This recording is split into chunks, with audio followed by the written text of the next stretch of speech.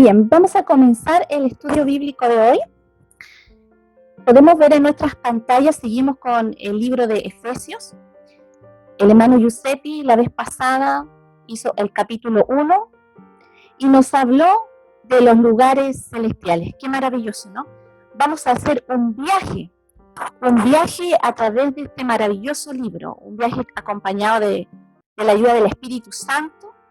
Y es un viaje que debemos hacerlo en oración, en un espíritu de oración y de sumisión al Señor para que Él vaya trabajando en nuestras vidas. Amén. Capítulo 1 nos habla de los lugares celestiales. Un resumen nos habla primeramente de las posesiones en Cristo, las bendiciones espirituales que nosotros tenemos. Nos hablaba de la elección, cómo Dios nos escogió, de la adopción, cómo ahora podemos decir a Dios Padre, la salvación que Él dio a cada uno de nuestras vidas, el sellos y las arras del Espíritu Santo. Dios no solamente nos adoptó, nos salvó, nos limpió, nos lavó, sino que también nos ha sellado y nos ha dado la garantía que Él viene por nuestras vidas. Es necesario fundamentar estas bases bíblicas, esta doctrina. No debemos de tener temor a lo que es la doctrina, porque simplemente en el griego nos habla que es didascalía, que significa enseñar. Pero esta doctrina, esta enseñanza, esta instrucción, es una parte formal, una parte quizá un poco más teórica, pero también es práctica. Y las dos están íntimamente ligadas. Nosotros debemos, ¿no es cierto?, pedirle al Señor que pueda Él, a través del Espíritu de Dios, revelarse a nuestras vidas y nosotros poder tomar, asirnos de la palabra y poder entender qué significa tener una vida nueva en Cristo. De eso depende mucho la vida del creyente. Vamos a seguir en este viaje y vamos a bajar un poco de esos lugares celestiales, de esas bendiciones espirituales, pero tienen que ser llevadas a cabo ahora en nuestra vida. ¿A través de qué cosa? Primeramente nos habla de la vida pasada. Y en el primer punto, en el capítulo 2, nos habla Pablo de muertos espiritualmente. Si nosotros nos vamos a la Biblia, podemos ver que en el capítulo 2, del verso 1 al 3, la parte naranja que nosotros tenemos aquí, desarrolla el apóstol Pablo en este pasaje este pensamiento, lo que éramos antes de conocer. Dice, y Él os dio vida a vosotros. Pero en el original, el pasaje comienza cuando dice, cuando estabais muertos en vuestros delitos y en vuestros pecados. Entonces, muertos espiritualmente. Pero cuando habla de esto, ¿qué se refiere? Introduce este término muerte, que hoy día se encuentra tan en boga. Siempre sabemos desde que nacemos que vamos a morir. Pero ahora, con todo este asunto de la pandemia, mucho más escuchamos muerte por fuera, por todos lados. Pero esta muerte de la que el apóstol está hablando, no está diciendo solamente que antes estábamos muertos para que pudiésemos evangelizar, es más allá, porque la gente sin Cristo está muerta espiritualmente, pero Él habla y nos hace observar que el cambio que se produce en el creyente, el cambio que se produce en el hombre, en la mujer, que comienza a conocer el camino de Dios, que tiene un encuentro real con Cristo. Entonces debemos comprender, dice muerto. Muerte significa en el griego tánatos, pero esta es una muerte física, ¿no es cierto? Pero entendemos que en el principio le dijo morirán en el Génesis, pero usa un término que significa necros o necro, que viene de muerto, negro, pobredumbre. Eso es lo que pasa con el cuerpo, ¿no es cierto? Cuando se descompone, es como la necrosis. Esa muerte de los varios tejidos, cuando a la persona se le encuentra el cáncer, estas células se mueren y causan tumores y no se produce el cáncer. Habla Pablo del cáncer del pecado, pero que produce una muerte espiritual, y que también nosotros observamos en la Biblia que se produce la muerte terrenal a la larga. Romanos 6:23 dice... Romanos 6:23. Dice, porque la paga del pecado es muerte. Amén. Nos habla de una separación. Esta muerte espiritual conlleva una separación ¿de qué? De la presencia de Dios, una separación de la gloria de Dios, porque Dios es un Dios santo. El pecado separa al hombre de Dios por la santidad. Mire qué tremendo estos dos polos, porque encontramos por un lado la muerte espiritualmente que nos separa de Dios, porque Dios es el Dios viviente. Dios es el Dios vivo y todo aquel que no está en Dios está muerto, pero aquel que viene a Cristo, aquel que viene a Dios, o más bien dicho, que es atraído por Dios, recibe una vida espiritual y una vida eterna. El cáncer entonces es el pecado, esa es nuestra realidad cuando no tenemos a Cristo en nuestro corazón, como nos habla ahí en Génesis 2:17. Pero hay una cita que dice Pérez Millo: no se trata de una muerte en el sentido figurado, sino de la realidad espiritual que es consecuencia del pecado. Eso éramos antes, estábamos muertos. Lo que implica delitos y pecados. Bueno, delitos, delinquir, habla de una infracción de la ley. Entonces, hoy día mucho nos preocupamos de no tener, ¿no es cierto?, una infracción de la ley. Pero en realidad esto implica una transgresión en este caso a la palabra de Dios, a lo que es la ley de Dios. Insisto, muchos nos preocupamos que en esta tierra, como creyentes, tener un buen testimonio, no transgredir las normas de, no sé, para manejar, las normas de convivencia, porque hay un delito, ¿no es cierto?, implícito, nos puede, ¿no es cierto?, conllevar a cárcel, a pena, tanto retributiva, en pago o pena de cárcel. Pero cuánto más nosotros no debemos de tener temor de transgredir las leyes de Dios. Muerto espiritualmente involucra delitos. Ahora que estamos en Cristo, nosotros debemos procurar no transgredir las leyes de Dios. Estos delitos también encierran lo que es pecados. Son, en otras palabras, sinónimos, ¿no? Sinónimos son palabras que nos hablan de un solo evento. Estos pecados habla de errar en el blanco, de no hacer lo bueno, quizás sabiendo de lo que es correcto, de que tenemos las normas. Pero este no es solamente el pecado de Adán, sino también el pecado al cual nosotros nos adherimos en nuestros propios delitos y pecados. Efesios 5:8, si nosotros vamos a la misma carta, podemos ver lo siguiente. Efesios 5:8 dice: porque en otro tiempo erais tinieblas, mire, mas ahora soy luz en el Señor, andad como hijos de luz. Eso es lo que nos pide Dios a nosotros, que andemos como hijos de luz, porque antes estábamos muertos en nuestro delito y pecado, pero ahora hemos tenido la vida de Cristo, hemos recibido la savia de Dios, la vida eterna. Esto lo vamos a ver en forma más práctica en los capítulos 4, 5 y 6. Pero ahora tenemos que ver, así como nos dice Filipenses 3:6, nos muestra un ejemplo que quiero que nuestro hermano Giuseppe lo vea. Filipenses 3:6. Sí. Dice: en cuanto a celo, perseguidor de la iglesia; en cuanto a la justicia que es en la ley, irreprensible. Mire, el apóstol Pablo, antes de conocer al Señor, dice que tenía un celo por la ley, por no transgredir las normas de Dios. Era un fariseo, si nosotros vemos en todo el sentido de la palabra, recto, justo, piadoso. Pero él igual estaba muerto en su delito y pecado. Él tuvo que recibir esa conversión, ese llamado de Dios para poder volverse a la verdad de Cristo el Señor. Entonces Pablo, así como otros varones como Cornelio, Dios se tuvo que revelar a ellos para que ellos vinieran a la salvación, para que se convirtieran, ¿no es cierto? Entonces eso nos indica que todo hombre, por muy piadoso que pueda verse, por una persona muy correcta, a veces nosotros encontramos en el mundo gente que vive bien, que se conduce bien, éticamente, moralmente, pero si no tiene al Señor, está muerto.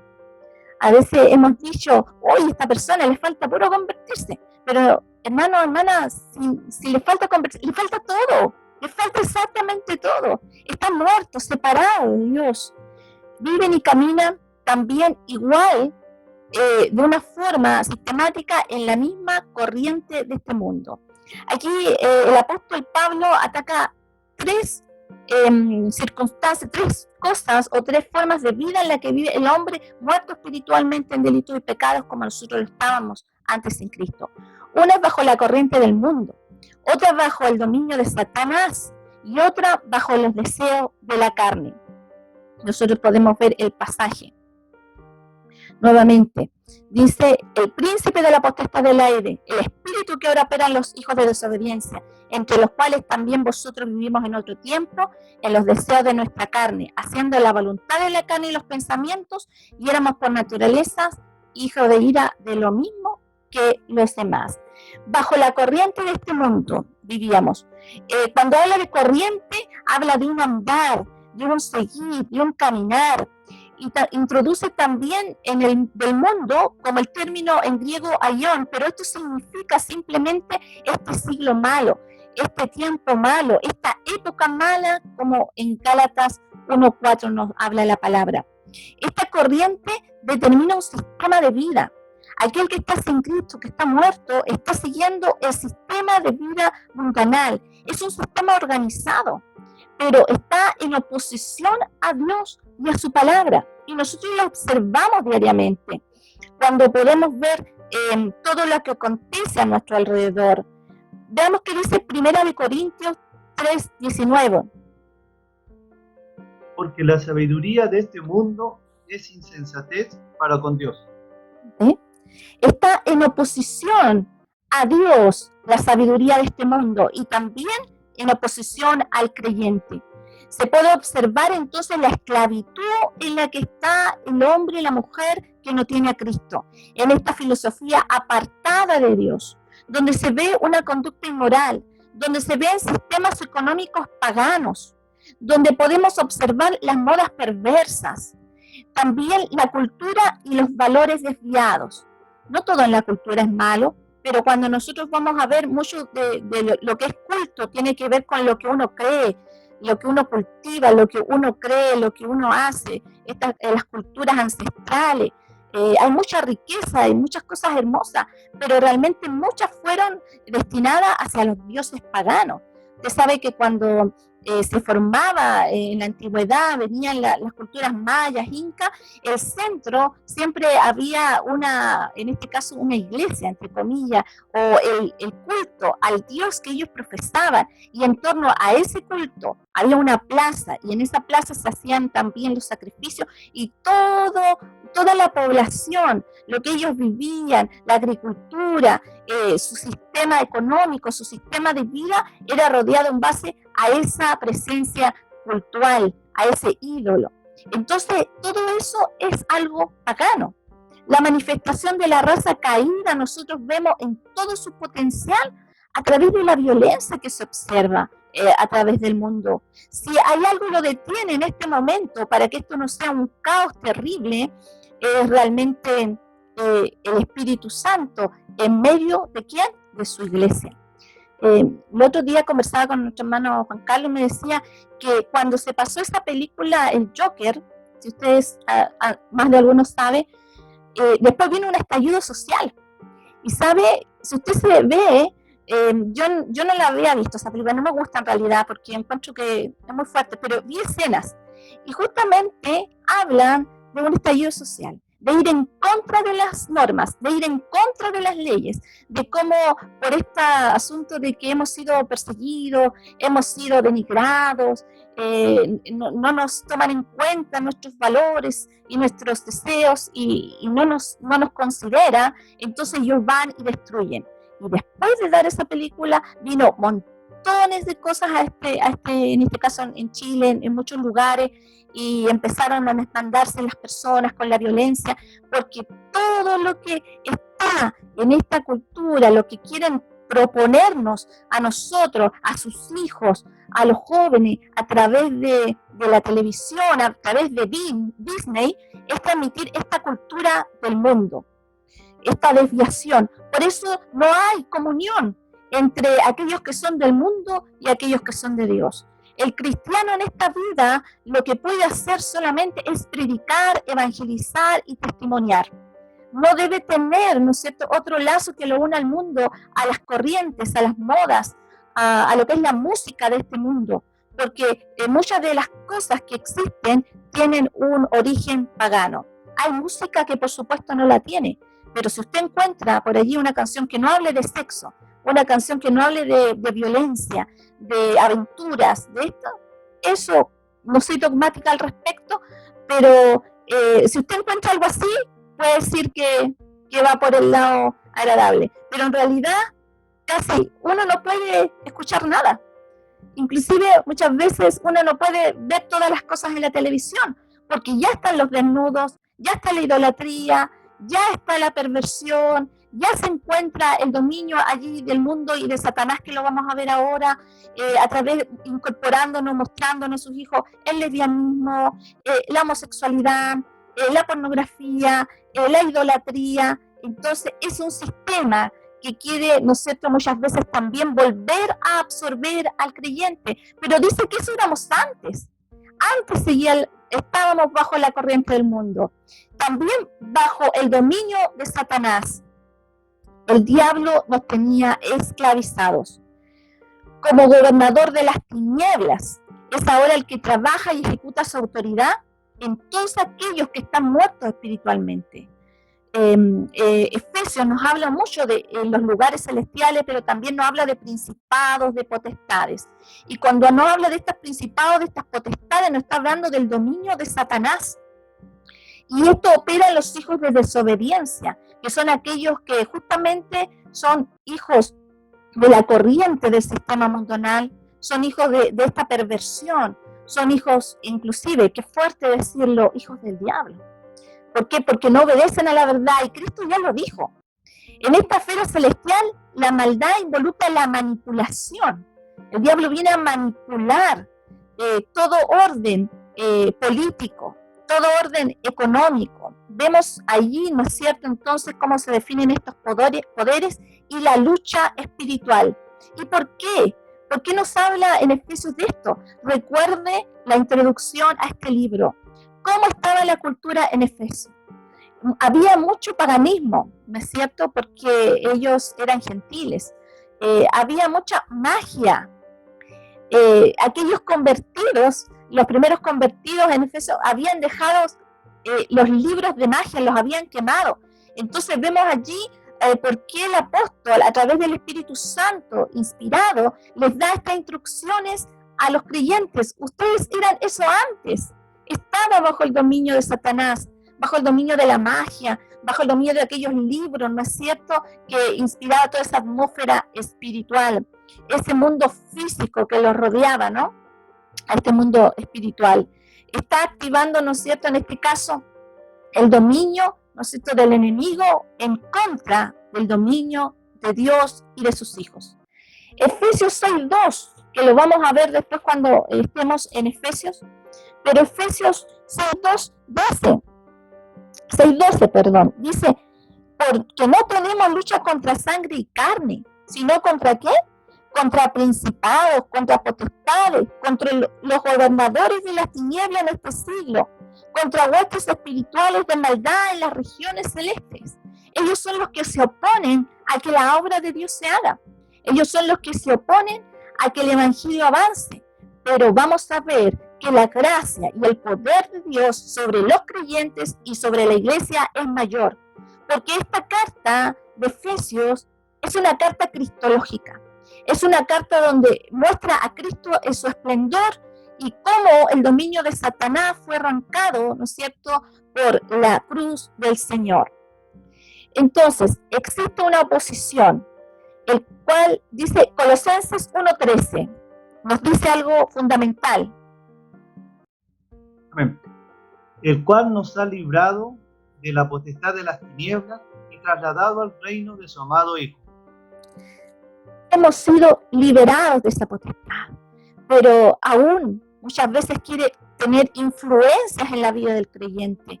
No puede gobernarnos porque nosotros estamos en Cristo. Esa es la confianza que tenemos. Esa es la confianza que el apóstol Pablo quiere dar a los creyentes. los que están en Cristo ya no están esclavizados del yugo del diablo y tampoco estamos bajo los deseos de la carne. Cuando habla de los deseos de la carne, dice que Pablo se encuentra que vivimos, ¿no es cierto?, que vivíamos en otro tiempo, andábamos en los deseos de nuestra carne, o sea, nos controlaba, nos dominaba. Nos habla que habla de un comportamiento, de las obras, de la conducta de la carne, en un nivel psicológico, en un nivel espiritual, en un nivel físico. Nos controlaban también los deseos, las pasiones. Pero ahora nos habla justamente que hemos sido también liberados de aquello que eso éramos antes. Cuando estemos viendo el capítulo 4 y 5 vamos a hablar de las obras de la carne y cómo el apóstol, a través, ¿no es cierto?, el Espíritu Santo lo usa para enseñar a la iglesia cómo debemos también despojarnos de todas aquellas cosas, porque aún está la naturaleza pecaminosa en nosotros. El hecho que Cristo nos haya liberado, nosotros seguimos en esta tierra, seguimos en esta carne. Por eso debemos buscar más y más la presencia de Dios, para que Él nos limpie, para que Él nos santifique. Entonces, estas tres formas de esclavitud eran las que teníamos antes de conocer al Señor. Y dice que éramos por naturaleza hijos de ira. Esto nos habla de la ira venidera, de aquellos que van a ser juzgados, ¿no es cierto?, bajo la ira de Dios. Porque si bien es cierto, Dios es un Dios de amor, también es un Dios de juicio. Él ama al pecador, decimos, ¿no es cierto?, pero aborrece al pecado. Pero resulta que el pecador que no ha reconocido a Cristo como Salvador y Señor, va a ser echado, ¿no es cierto?, en el lago, allí va a estar en el infierno, en la condenación eterna. Por eso debemos de predicar el Evangelio, porque existe esta realidad, pero más aún debemos de vivirlo en nuestra vida. Juan 3:36 nos dice: el que cree en el Hijo tiene vida eterna, pero el que rehúsa creer en el Hijo no verá la vida, sino que la ira de Dios está sobre él. La ira de Dios está sobre él, pero dice que aquel que cree en el Hijo tiene la vida. Esa es la maravillosa promesa que nosotros hemos recibido. Es importante en esta hora, hermanos, que nosotros podamos entender la gracia de Dios que ha sido derramada en nuestras vidas a través de Cristo el Señor. Es importante, esa fue la vida pasada. Es importante destacar que nosotros como creyentes, por eso no podemos unir nuestra vida en yugo desigual con los incrédulos. La Biblia es tajante en todo aquello, porque transgrede la palabra de Dios, porque no puede haber comunión. Cuando un creyente, un cristiano, busca una persona del mundo para entablar una relación, e inclusive en todo orden, no solamente muchas veces en el orden romántico, emocional, sino también en los negocios, en muchas otras cosas, va a haber problemas, va a haber dificultad. ¿Sabe por qué?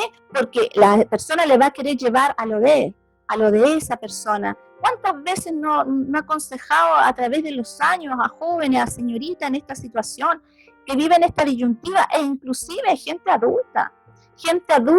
Y la pregunta es, si se supone que tú vas a andar con alguien que es del mundo, esa persona está muerta espiritualmente.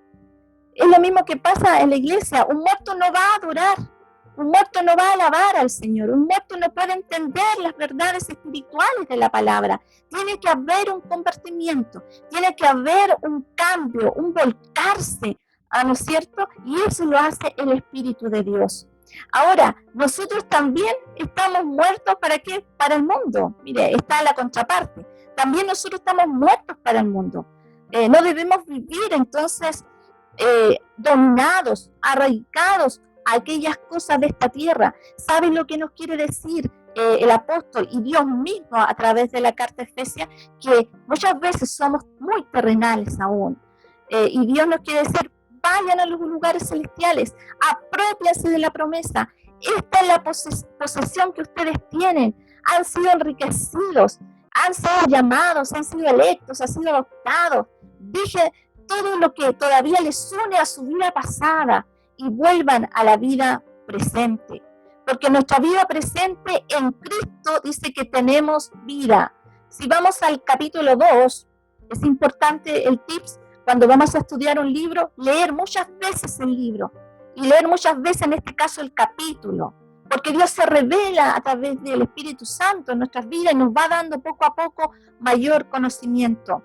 Es importante, insisto, digo, leer reiteradamente veces el capítulo antes de ir a cualquier comentario o cualquier libro, que Dios nos hable, que Dios vaya trabajando en nuestra vida con un espíritu de oración, con un espíritu de humildad. Señor, habla en mi corazón, qué cosas estoy fallando, qué aún me falta dejar, estoy siguiendo las modas de este mundo. Mire, la moda hoy día cada vez es más terrible. Lo que busca muchas veces, no solamente en la señorita, en el joven, muchas veces en los adultos, en las mujeres adultas, en los hombres inclusive, mostrar más piel. ¿Se da cuenta? Es el sistema del mundo, lo sensual, mostrar más piel, lo cortito, ¿no es cierto? Las polleritas, las mini, tantas cosas. Pero debe haber una diferencia de aquel que está en el Señor. Esto es lo que nosotros debemos enseñar a nuestros hijos, a nuestras hijas, apropiarnos de la palabra, a creerla, a vivirla, para que como iglesia caminemos en una novedad de vida, en una vida nueva, en una vida diferente. Dice, pero Dios, ese pero nos está indicando algo tremendo. Nos está diciendo que éramos antes, ¿no es cierto?, todo aquello, bajo la corriente, potestad y la carne, estábamos esclavizados. Pero Dios, eso es lo que nosotros tenemos que armarnos en esta hora, hermanos, para la lucha espiritual, que vamos a verla en el capítulo 6, con el casco de la salvación. Tener claro quién somos en Cristo, cuál es nuestra identidad, porque el enemigo va a querer decirnos, tú no vales, tú no sirves, o no vas a querer decirnos, no, mira, asóciate con el mundo, mira, muévete ya en estas corrientes. Pero nosotros, si tenemos el casco de la salvación bien puesto, no, yo le pertenezco a Dios, pero Dios, que es rico en misericordia, por su gran amor con que nos amó, aún estando nosotros muertos en pecados, nos dio vida juntamente con Cristo, por gracia soy salvo. Miren, primero, debido a su misericordia y amor. Cuando usa el término misericordia, habla de la miseria, esta necesidad, vio Dios en nosotros y movió su corazón, cardia, movió su corazón para hacer algo por nuestras vidas que estábamos muertos en delitos y pecados. ¿Qué más decir por su amor? El hermano Giuseppe la vez pasada habló acerca también de este amor de Dios. Así que en Dios se observa la riqueza de su corazón al observar la miseria humana y enviar a morir a su Hijo. Pero, ¿sabe? Hay algo más fundamental también aquí, que es entender, y lo vamos a ver al final, pero quiero adelantarme un poquito, porque muchas veces nos olvidamos. Si Dios nos salvó, si Dios tuvo misericordia de nosotros, si Dios nos amó, si Dios nos limpió, nos dio vida, es su gloria. Es para la gloria de Dios. No es para exaltar qué tan mal está el hombre, o para exaltar, ¿no es cierto? No hace del pecador una víctima. Y en la Escritura en ninguna parte hace del pecador una víctima. Pero sí muestra la miseria en que nosotros vivíamos para exaltar el amor y la misericordia de Dios. Otro aspecto también que nosotros podemos ver es la gracia de Dios. La gracia dice que en su misericordia Dios no nos dio lo que merecíamos la ira, merecíamos la condenación, pero en su gracia, ¿no es cierto?, en su misericordia Dios nos salvó y no nos dio aquellas cosas, pero en su gracia Dios nos da lo que no merecemos, que es vida, que es salvación, que es lazar de su espíritu. Oiga, nosotros tenemos cosas poderosas de parte de Dios, grandiosas, con que el cristiano está armado para poder venir y deshacer las obras del enemigo, para poder hacer frente a aquellas batallas espirituales que tenemos, para poder hacer frente a los deseos de la carne que aún quieren batallar en nuestros miembros. Hemos sido llenados del favor divino. La acción del don inmerecido de Dios en nuestras vidas es un regalo. de que nos habla en el capítulo 1.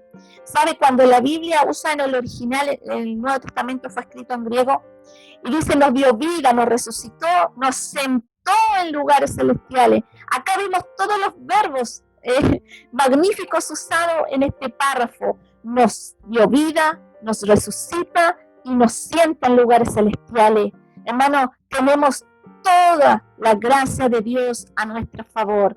Entonces, cuando nosotros como creyentes nos vamos apropiando de esta verdad, también vamos viviendo una vida más agradable a Dios, nos vamos santificando. Por eso que dice, santifícalos en tu palabra es la verdad. Por eso lo que necesitamos es más palabra de Dios, es más Biblia en nuestras vidas, es más estudio de la palabra en nuestros hogares, para que se vea una diferencia en nuestra vida, en nuestra familia, en nuestro matrimonio, y podamos alcanzar a aquellos que están perdidos, porque muchas veces el mundo no ve qué pasa en la iglesia. Cuando hablo de iglesia no me estoy refiriendo a la iglesia local, me estoy refiriendo a la iglesia en general, porque hay un solo cuerpo. Entonces, porque si viene a la iglesia, ¿no es cierto?, ven a las iglesias y ven más mundo, es lo mismo que hay afuera. Pero si mostramos la gracia de Dios, el poder de Dios, van a ver algo diferente, y esto produce el cambio. No somos nosotros en sí, pero es la palabra de Dios en nuestra vida para gloria y honra del Señor.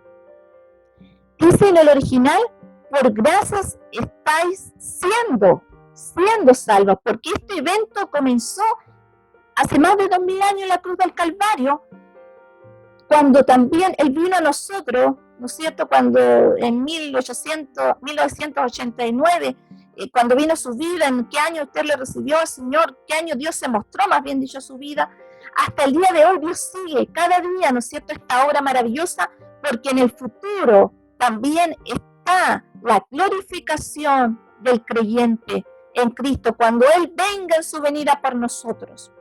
Ahí vamos a ver, ¿no es cierto?, que esta salvación tiene una proyección en la eternidad. Y la salvación también, recuerden, se muestra a través de frutos. Por eso que es importante. No se trata de desconfiar, hermano, de las personas o decir, este es salvo, este no. No nos corresponde a nosotros aquello. Pero sí tenemos que priorizar en nuestra vida, en nuestra iglesia, el lenguaje. Hoy día, lamentablemente, el tema de hacer una confesión de fe está manipulado un poco por las emociones, por los sentimientos, por el querer, pero realmente cuando Dios toca a una persona, no le digo que va a ser al tiro perfecta, pero va a haber una obra, se va a ver, porque ya no va a estar muerto espiritualmente, va a querer cantar, va a querer venir, no va a entender muchas cosas de la palabra, pero va a querer, ¿no es cierto?, agradar a Dios. Algo diferente pasa, porque recuerde, esto es espiritual. Esto es una lucha, pero Dios la ganó allí en esa persona se convirtió en un convertimiento, un vuelco total, ¿no es cierto? Un vuelco, un cambio, que uno iba caminando en una dirección y me vuelvo hacia el otro lado. Hay un fruto, una manifestación. Entonces nosotros debemos como iglesia también, entender que cuando hay una salvación, debemos creerle a la palabra, creer que dice Dios, mostrar este fruto, ¿no es cierto?, en nuestras vidas y en la vida de los demás. Cuando el Señor nos habla, entonces, debido al don de la fe, podemos ver la gracia del Señor. Vamos al punto 3, debido a su resurrección,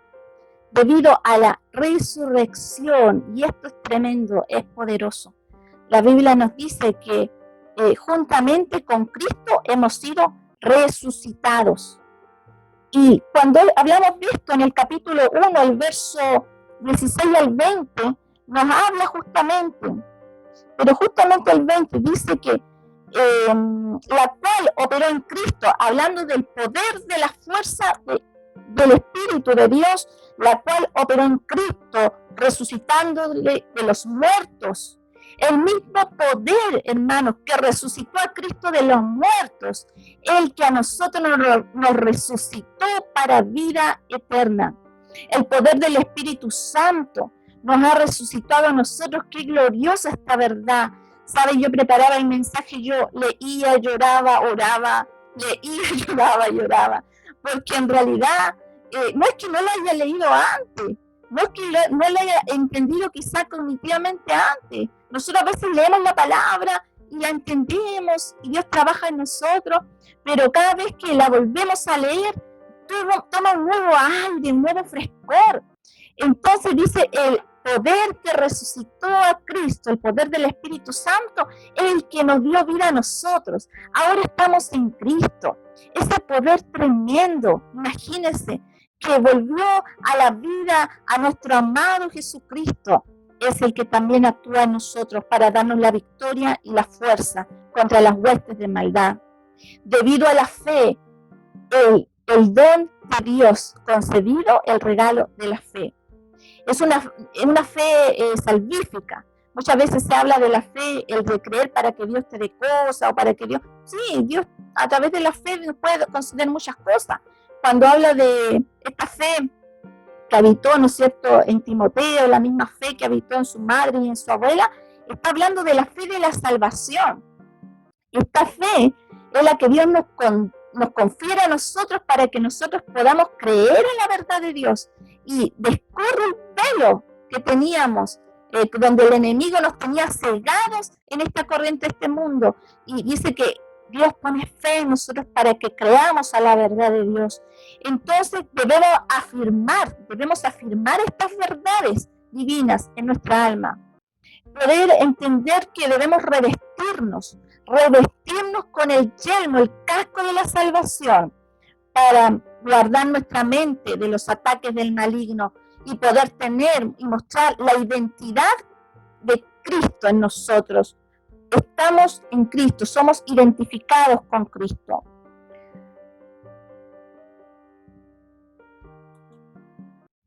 Nuevamente podemos decir, quiero saber un minutito a ver si hay en este momento alguna pregunta hasta aquí. Si alguien tiene alguna pregunta. ¿Alguien tiene algo que acotar en forma breve? Si tiene alguna pregunta, para que la pueda ir formulando a través del chat, nos puede enviar el WhatsApp con respecto a lo que estamos viendo. ¿Ven? Sigamos adelante entonces. Ahora también nos habla de un nuevo hombre. ¿Qué quiere decir esto? Nosotros vamos aquí, vemos en el verso 11, donde usted tiene allí reconciliación por medio de la cruz, ¿no es cierto? Por tanto, acordaos de que en otro tiempo, otra vez acá todo en naranja, nos vuelve a recordar lo que éramos antes. Los gentiles en cuanto a la carne eres llamado incircuncisión por la llamada circuncisión. Mire, lo más importante acá es entender esto. En aquel tiempo estabais sin Cristo, pero dice por tanto. ¿Qué se referirá a esto? Vamos a ver. En Cristo tenemos reconciliación, capítulo 2 del verso 11 al 22, y nos habla de la creación del nuevo hombre. Cuando dice por tanto, usted ponga ahí atención, dice por tanto. Es una frase que conecta, ¿qué cosa? Lo anteriormente dicho.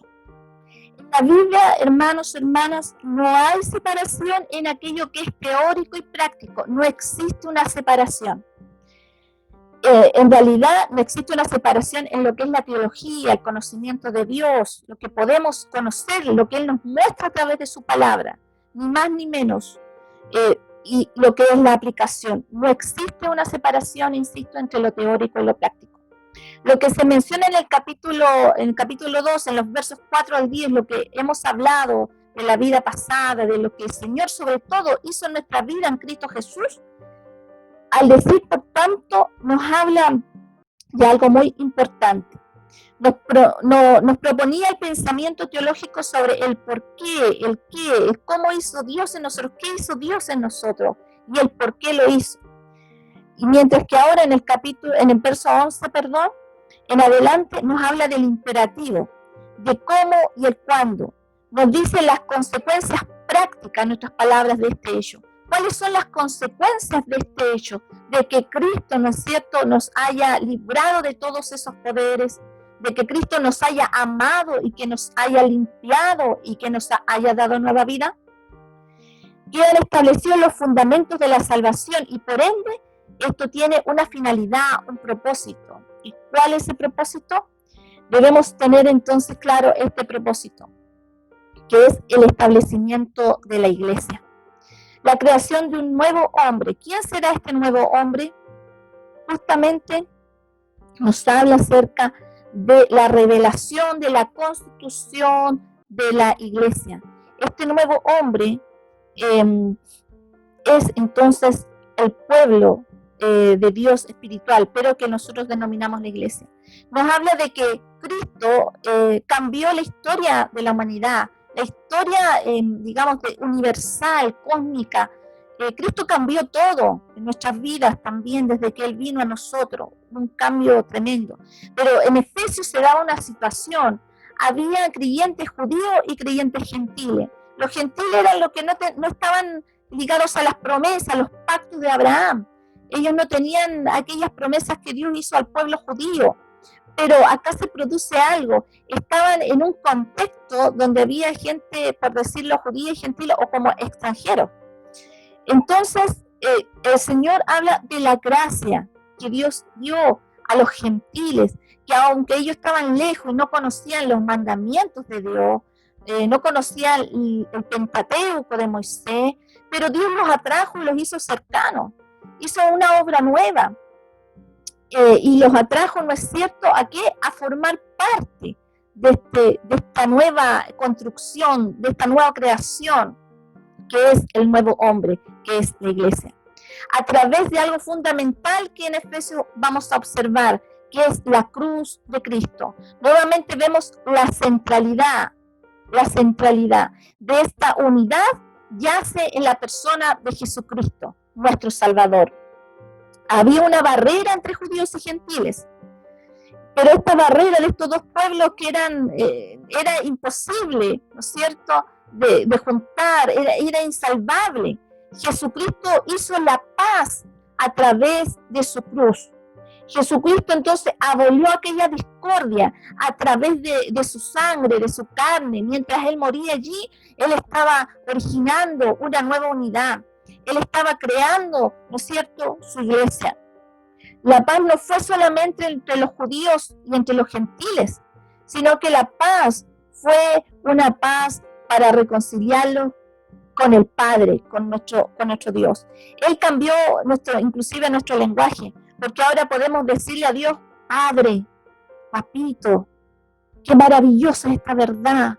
Mire, yo no tuve un padre presente en mi vida, pero cuando vine al Señor y pude entender y decirle al Padre, yo tuve a mi tío, él me crió a mí, fue como un padre para mí, pero nunca le dije papá, porque siempre decía, es tu tío, y yo lo miraba y quería decirle papá con él, pero después me dijeron, pero si es tu tío, y se me quedó, no sé, siempre dije tío. Pero cuando vine al Señor, fue algo maravilloso porque pude decirle Padre. Qué apropiación maravillosa, hermanos, poder decirle a Dios Padre, algo tremendo, realmente que nosotros podemos hacer, no estamos solos. La cruz entonces de Cristo presenta efectos sociológicos. ¿Por qué?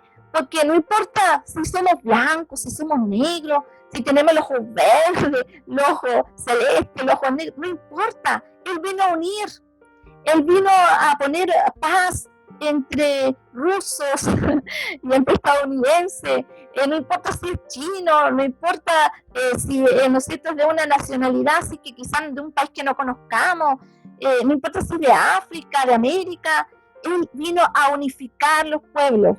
Y no significa que cada uno, claro, tiene su idiosincrasia, cada uno tiene su cultura, pero realmente Él vino a hacer una unidad perfecta, a conformar la gloriosa iglesia de Jesucristo, donde no hay obreros, no hay profesionales, donde ninguno es más que otro, todos somos iguales, pero tenemos quizá diferentes roles, diferentes cargos, diferentes dones, que después lo vamos a ver, pero somos uno en Cristo. Entonces nosotros vemos la gracia de Dios, el establecimiento de su iglesia. Cristo fue quien abre esta puerta de la realidad. Cuando se habla de la iglesia, se menciona el término eclesiología, Cuando se habla de salvación, se habla de soteriología, por eso usted lo ve y dice, ¿qué es eso? ¿Chino? No, simplemente se habla de la eclesía, es iglesia, algo eclesiológico. Entonces, Cristo viene a mostrarnos esta realidad. Solo a través del Espíritu Santo y por su gracia podemos nosotros ser ahora un pueblo y fundamentar estos dos, judíos y gentiles. Nosotros éramos como los gentiles en este caso, y hace un solo pueblo y somos una familia, dice. Es una de las representaciones que Dios da acerca de su iglesia. Una familia, unidos por lazos. ¿Por qué lazos de sangre? Por la sangre de Cristo. Por eso que es importante cuando nosotros nos decimos hermanos. No somos, esto no es un club social, no somos socios, somos hermanos en Cristo, hermanas en Cristo. Y yo no tengo problema que me digan por mi nombre de pila o me digan Claudia, pero es bonito también cuando decimos hermanos, ¿no? Hermanos, ¿por qué? Porque eso hemos sido conformados por el cuerpo y la sangre de Jesucristo. Dice, ya no sois extranjeros. Acá nosotros vemos en los versos, ¿no es cierto?, del 16 en adelante hasta el 21, y mediante la cruz reconciliar con Dios a ambos en un solo cuerpo, matando en ella las enemistades. La cruz es el centro, ¿no es cierto?, de nuestro llamamiento a estar en unidad. Y vino y anunció la buena nueva de paz a vosotros los que estaban lejos y a los que estaban cerca. Entonces, en Cristo, a través del mismo Espíritu, nosotros podemos llamarnos hoy día Padre. Y quiero solamente hacer referencia al verso 19, donde dice, así que ya no sois extranjeros ni advenedizos. Extranjero. La hermana Nilda nos decía ahí, yo soy de Perú. Sí, está bien, ¿no es cierto? Él dice que él viene a quebrar esas cosas. Por eso es que nosotros como iglesia debemos fundamentar lo que dice la Escritura. Claro, tiene una ciudadanía, pero somos todos parte del mismo cuerpo de Cristo. Que un día el Señor dice que en su presencia van a estar de toda lengua, tribu y nación. Qué maravilloso, en Apocalipsis nos habla. Entonces nosotros no debemos hacer sentir a la gente como que si fuera inmigrante, como si fuera extraña. Ya no sois advenedizos. Cuando se refiere a advenedizo, hablan de alguien que no es nativo, alguien que es ajeno. Pero no, nuestras hermanas son cercanas. No importa la ciudadanía que tengamos. De paso, recuerdo cuando jugaban Chile y Perú, los peruanos decían, Señor, que gane Perú, ¿no? Y los chilenos, los hermanos chilenos, que gane Chile. Es un chiste, pero en realidad pasaba muchas veces. Yo escuché por ahí algo así. Pero en realidad, hermanos, Dios no tiene ciudadanía. Dios es Dios. Dios no tira para un lado, para los chilenos, Dios no tira para otro lado, sino que Dios, Él vino a hacer nuevas todas las cosas. Él dice que ya no somos extranjeros. En otras palabras, le decían los gentiles, ustedes ahora forman parte del pueblo de Dios. Ahora son conciudadanos de los santos y miembros de la familia de Dios, que es otra representación. Entonces, esta edificación se va haciendo, ¿no es cierto?, a través de lo que nos dice la palabra. Por lo cual se observa en la iglesia una creación única en la tierra, poseedora de la presencia de Cristo. La pregunta es, ¿cómo estamos reflejando nosotros en forma individual a Cristo? ¿Cómo estamos nosotros reflejando la gracia de Dios en nuestra vida individual? ¿Estamos viviendo en santidad? ¿Estamos escuchando la palabra y cumpliéndola, poniéndola por obra? Como iglesia ahora local, ¿cómo estamos representando las verdades espirituales en nuestra vida, en nuestra devoción, en nuestro liderazgo? ¿Cómo estamos haciéndolo? El Señor tiene mucho que tratar en nosotros. Debemos estar con un espíritu de humildad y poder reconocer que muchas veces cometemos errores y que debemos, ¿no es cierto?, rogar al Señor para que realmente vivamos la vida de Dios como Él lo ha escrito en su palabra. Este es nuestro manual. Esta es la forma de hacer iglesia. Cuando nosotros leemos la palabra y ella nos va indicando. De los versos también finales, del 18 al 22, nos habla que somos miembros de la familia de Dios, pero no solamente somos una familia, por indicar los lazos emocionales, espirituales que tenemos en Cristo, sino edificados sobre el fundamento de los apóstoles y de los profetas, que habla de la sana doctrina. Quiero decirle que, hermano, en esta tierra, quizá usted va a decir, pero ¿cómo? La iglesia nunca ha sido perfecta, ni nunca lo será. Cuando Cristo venga por nosotros en la nube, ahí Dios va a poner lo que falta a su iglesia. Pero nosotros somos responsables, porque tenemos la palabra de poder pedirle a Dios que nos vaya perfeccionando como el cuerpo de Cristo en esta tierra, para gloria de su nombre. No existe una iglesia totalmente con la sana doctrina, así. Nosotros muchas veces pensamos que somos muy bíblicos y en realidad nosotros vamos trazando la palabra y hay cosas muchas veces que no son así, o decisiones que tomamos que no son tan apegadas a la escritura, y debemos en esto ser, intencionales. Debemos procurar nosotros seguir la palabra de Dios, la conducta de fe. Por eso te habla de un fundamento a través de los apóstoles y los profetas. En este caso, lo importante que quiero también para ya puntualizar, la iglesia estaba en el corazón y la mente de Dios. Es un misterio. La Biblia en el primer capítulo nos hablaba de un misterio, pero este misterio ya está esclarecido. Si nosotros seguimos leyendo Efesios, el hermano Giuseppe lo va a tratar Dios mediante para el otro viernes, ya está esclarecido el misterio. El misterio es que Él unió estos dos pueblos que eran pero enemigos e hizo un solo pueblo. Ese es uno de los grandes misterios que Él va a ahondar. Yo quiero puntualizar solamente en lo siguiente, que Cristo rompió muchos lazos, muchos paradigmas. Jesucristo rompió muchas barreras cuando creó a su iglesia en su propio cuerpo, en su propia carne. Y sobre todo también en la resucitación que recibió del Padre, el poder de Dios. Él nos dio vida, nos dio también el poder. Creada en el corazón de Dios, aún antes que el mundo fuese, según lo vimos en Efesios 1:4. En la iglesia habita el poder que resucitó a Cristo de los muertos. Efesios 1:19 al 20. Posee autoridad delegada por Dios. Es la iglesia la que tiene la autoridad. No es una sola persona, no es solamente el liderazgo. Habla de una iglesia. Lo otro, por supuesto, es de mucho honor y lo vamos a ver en el capítulo 4, cómo Dios fundamenta y establece una autoridad, ¿no es cierto? Cómo Dios hace una organización. Pero la estructura nos habla que la autoridad delegada de Dios la tiene la iglesia. Está siendo llenada por Cristo, Efesios 1:23. No hay fuerza en el universo, ni principados, ni potestades que puedan prevalecer contra la iglesia. Mateo 16:18. Está siendo llenada por Cristo. La iglesia vemos que vive en la plenitud de Cristo, porque está siendo llenada a través de Él. La iglesia está sentada en lugares celestiales, Efesios 2:6.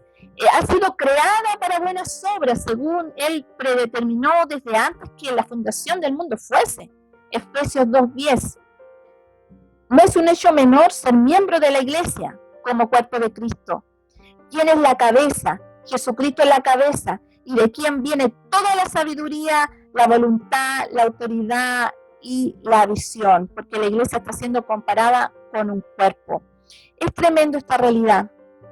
Entonces debemos de poder vivir en ella y pedirle al Señor que nos ayude a vivir como Él desea. Voy a dejar de compartir pantalla. ¿No quiere?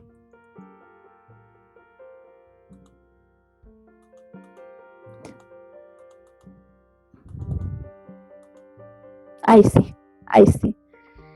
Entonces son las grandes verdades que hemos aprendido hoy. Creo que faltan 5 minutos, según mi reloj, falta un poquito, ¿no?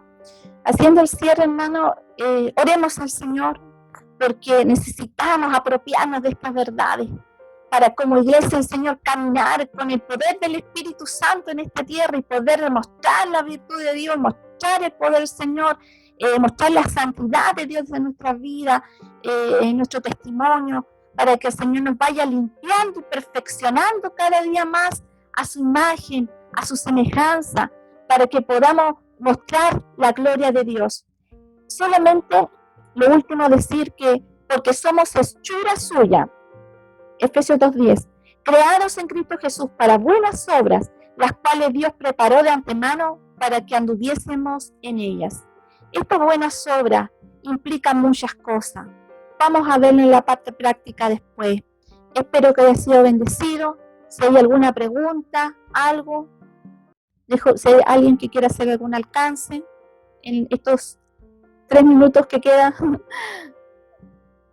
¿alguna pregunta? Ya, entonces le digo, váyase lleno. Acuérdese dónde está sentado. ¿Dónde está sentado? Lugares celestiales. Cuando venga el enemigo, ¿qué va a decirle usted? Yo estoy en Cristo. Jesucristo, ¿no es cierto? Yo estoy en el Señor allí. Cuando venga la prueba, la aflicción, yo estoy en Cristo. Él me ha dado vida. Me ha rescatado del poder del enemigo. He pasado de muerte a vida. Así que oremos al Señor y digámosle, Señor, sigue actuando en mi vida para poder yo mostrar estas verdades. Y cuando la gente vea, va a creer porque va a ver ese testimonio, va a decir que hay algo diferente en ese creyente. Ve algo diferente en esa persona. Ve una gracia distinta. Es el poder del Espíritu Santo actuando en sus hijos. Aleluya. Y ahí, ¿no es cierto?, vamos a ver la gracia del Señor.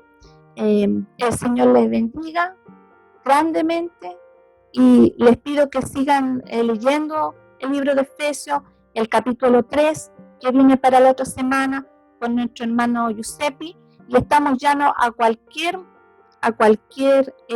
pregunta. Si usted tiene alguna pregunta, envíela por el WhatsApp, a los personales, no tenemos ningún problema en contestarle. Yo sé que hay algunos que nos han enviado algunas cositas. Vamos a seguir enviando tips para que también pueda poder esto. No se canse de leer, lea una vez, lea otra vez, y el Señor le va a ir dando mayor revelación. Amén. Para la gloria y honra del Señor. Que el Señor les bendiga.